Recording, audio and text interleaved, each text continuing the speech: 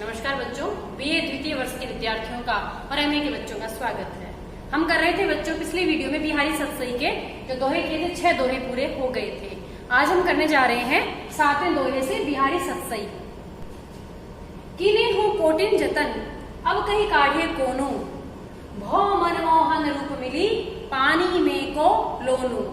यहाँ पर कवि ने भक्ति भावना का परिचय देते हुए श्री कृष्ण के प्रति इन भावों को व्यक्त करते हुए कह रहे हैं कि मेरा जो मन है वो श्री कृष्ण के रूप सौंदर्य के साथ इतना एकमेक हो गया है कि उसे अब अलग कर पाना बहुत मुश्किल हो गया है। और कितना मुश्किल हो गया है, जैसे कोई नमक पानी के अंदर घुल जाता है फिर उसको अलग अलग करके देखना मुश्किल है, ऐसे ही मेरे मन को भी अब श्री कृष्ण के सौंदर्य से अलग नहीं किया जा सकता।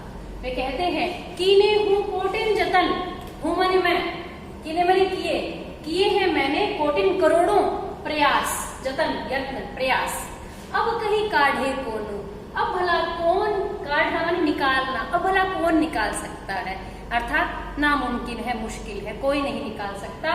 भो मने भया हो गया, मेरा जो मन है मोहन रूप मिली, श्री कृष्ण का जो रूप सौंदर्य है उसमें मेरा मन जाकर मिल गया, एक में एक हो गया। अब हर समय मेरे मन में श्री कृष्ण का रूप सौंदर्य बसा हुआ है।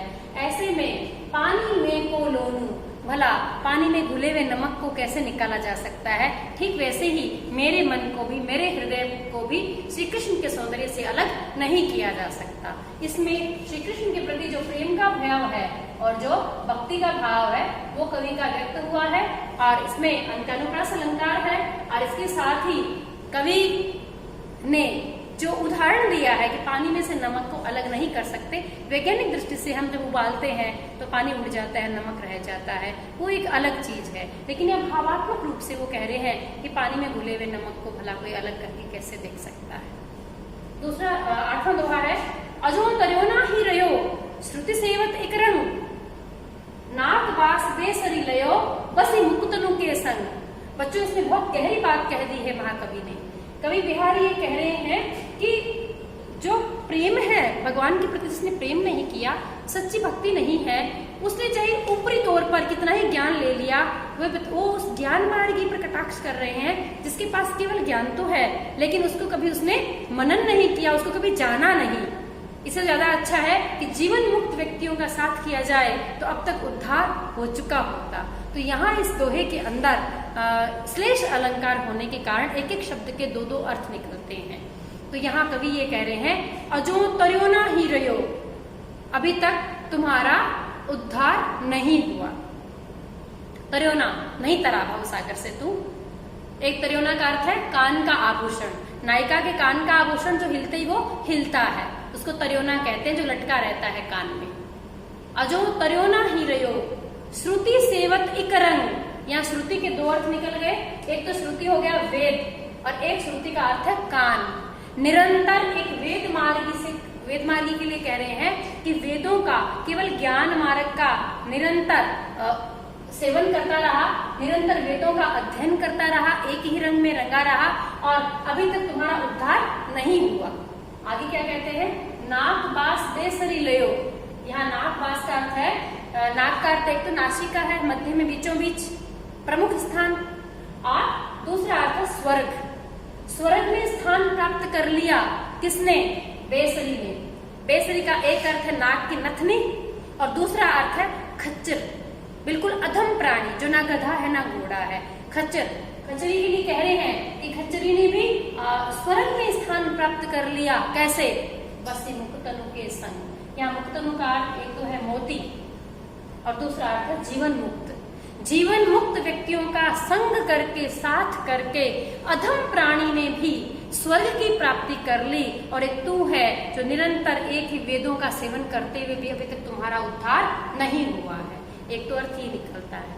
दूसरा अर्थ निकलता है बच्चों कि नायिका ने जो कान में तर्योना पहन रखा है उसको कह रहे हैं अजो तर्योना ही रहियो, अभी तक तू कान का आभूषण ही बना हुआ है, बीच में अधर में ही लटक रहा है। और श्रुति सेवक एक रंग, निरंतर केवल कानों का सेवन करते हुए एक केवल कान को पकड़ रखा है तूने और अभी तक तू बीच में ही लटका हुआ है। जबकि नाक बास बेसरी लियो। उसी सोने ने, तरोने के रूप में तो लटक रहा है, और उसी सोने ने क्या किया, जब वो नथनी बना और उसने मोतियों का संग किया, नथनी में मोती पिरोए जाते हैं और वो नासिका में धारण की जाती है, तो मुख के बीचों बीच उसने स्थान प्राप्त कर लिया। नाक बास, उसने नायिका की नासिका में अपना स्थान ले लिया नथ बन के, बस मुकुतन के संग, क्योंकि उसने मोतियों का साथ किया था। अतः वो लटका हुआ नहीं रहा आभूषण, वो आभूषण तो प्रमुख आभूषण बन गया है। तो कवि का यह जो भाव है, वो एक भाव तो ये है कि श्रृंगारिक भाव है, और दूसरा भाव भक्ति का भाव है, मुक्ति का भाव है। अगला दोहा है, तो परवारो उर्वशी सुन राधिके सुजान, तू मोहन के उर्वशी वे उर्वशी समान। बच्चों यहाँ पर यमक अलंकार का बहुत सुंदर प्रयोग हुआ है। ये जो उर्वशी और उर्वशी तीन जगह जो आया है, तीनों का अर्थ अलग अलग है। पहली उर्वशी जो स्वर्ग की अप्सरा है, बहुत सुंदर। दूसरा उर्वशी हृदय में बसी। तीसरा उर्वशी यानी एक हार होता है गले में पहनने का, उसको उर्वशी कहते हैं। तो बच्चों कवि क्या कह रहे हैं कि राधा को मनाते हुए सखियां और श्री कृष्ण, सखियां कह रही है, राधा किसी बात पर मान किए हुए बैठी है और उसे सखियां मनाती हुई कह रही है, तो पर वारो उर्वशी सुन राधिके सुजान, हे चतुर राधिके, तुम तो इतनी सुंदर हो कि तुम्हारे सौंदर्य के ऊपर तो स्वर्ग की जो अप्सरा है उर्वशी, उसको भी न्योछावर किया जा सकता है। कारण तू मोहन के उर्वशी, मोहन शब्द का प्रयोग हुआ है बच्चों, मोहित करने वाले, बहुत सुंदर श्री कृष्ण, उनको भी तू मोहित करने वाली है। तू श्री कृष्ण के हृदय में बसी हुई है। किस प्रकार? हे होकर उर्वशी समान, सासी सम समान जहां आता है बच्चों वहां पे उपमा अलंकार होता है। तो पहले से यहाँ पर यमक तो है ही, और यहाँ उर्वशी समान, तू तो गले के हृदय के हार के समान श्री कृष्ण के हृदय में बसी हुई है। अतः तुम्हारे ऊपर तो हे राधिके स्वर्ग की अप्सरा उर्वशी के सौंदर्य को भी न्योछावर किया जा सकता है। यहाँ पर संयोग श्रृंगार रस है, भक्ति का भाव है, दोहा छंद है, यमक उपमा और अनुप्रास का बहुत सुंदर प्रयोग हुआ है। अगला दोहा है, बतरस लालस लाल की मुरली धरी लुकाए, सोह करे भोहनी हंसे देन कहे नट जाए। बच्चों छोटे बच्चे से बात करने के लिए जिस प्रकार उस बच्चे को हमें बिलमाना होता है, ठीक ऐसे ही जो बाल कृष्ण है वो बहुत सुंदर है और बड़े नटखट भी हैं और बड़ी सुंदर बातें भी करते हैं। उनकी बातों का रस लेने के लिए बतरस लालच, बातों के रस, श्री कृष्ण के लालच, लाल माने श्री कृष्ण की बातों का रस के लालच में मुरली धरी लुकाए। गोपियों ने क्या किया, एक तरीका अपनाया कि ऐसे तो बच्चा खड़ा रहकर हमारे साथ बात करेगा नहीं कृष्ण, तो कृष्ण की बांसुरी उससे छीनी और छुपा ली। अब क्या कर रहे हैं, उससे बात कर रहे हैं ताकि कृष्ण उस बांसुरी के चक्कर में अटका रहेगा, खड़ा रहेगा और गोपियों से बातें करता रहेगा। तो श्री कृष्ण की बातों के रस के लालच में उसकी बांसुरी को छुपा लिया। अब वो क्या कर रही है, सोह करे भोहनी हंसे।